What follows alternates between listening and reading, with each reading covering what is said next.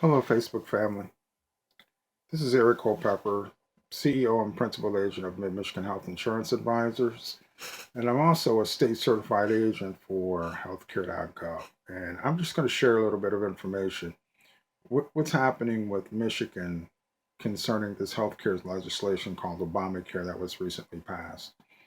Michigan is falling behind a lot of the other states in the union, and I believe a lot of people are waiting for what's going to happen in the next election to believe that healthcare legislation is going to go away or be done, something else is going to replace it or what have you. All I can tell you is that it's been challenged 3 times at the Supreme Court level and 55 times in Congress, and this bill is still here. The thing that most people are missing out is they don't quite seem to understand what this bill did. First of all, if you think that things were better the way it was before, it wasn't. There was donut holes, there was gaps in insurance, it doesn't cover for maternity, it doesn't cover for physical therapy.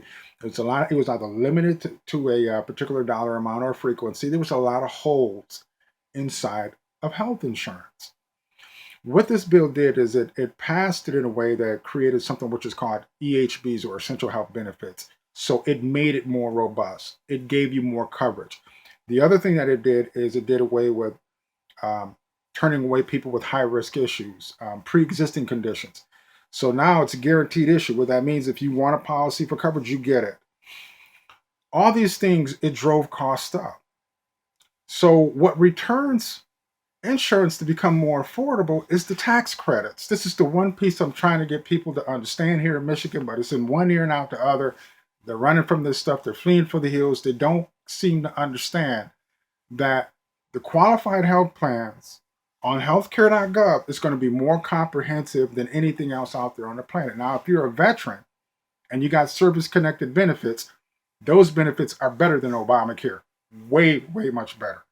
But if you're not a veteran and you don't have a service connected disability, your best option is going to be getting coverage on the health insurance exchanges. Trying to qualify for a tax credit is going to be the most cost effective way for you to be able to reduce your monthly premium cost. Now, here's the thing that most people need to understand. When it comes to all of the getting the tax credits, most people go to healthcare.gov, you put in your raw income, it tells you don't qualify for anything, but you don't read a disclaimer. The disclaimer tells you it doesn't factor and compute all the different things to be able to qualify you for a tax credit. Things like a modified adjusted gross income. Well, what's a modified adjusted gross income? It means you can pull certain living expenses out and deduct them in a way that modifies your AGI to qualify you for more tax credit. How do I know this? Because there are CPAs and doctors that I have written business for that make 150, in excess of 150 or more a year, and they're getting a tax credit because they're writing off their boat, their house, their car, the interest on their house, things like that, to qualify for more of a tax credit. There's ways within the framework to be able to reduce your cost. The other problem with this is the marketplaces is only designed to facilitate applications. These health centers, these community health centers, you go down, you give them your information, they sign you up, they give you your information, and send you on your merry way. There's no benefits advisors anymore.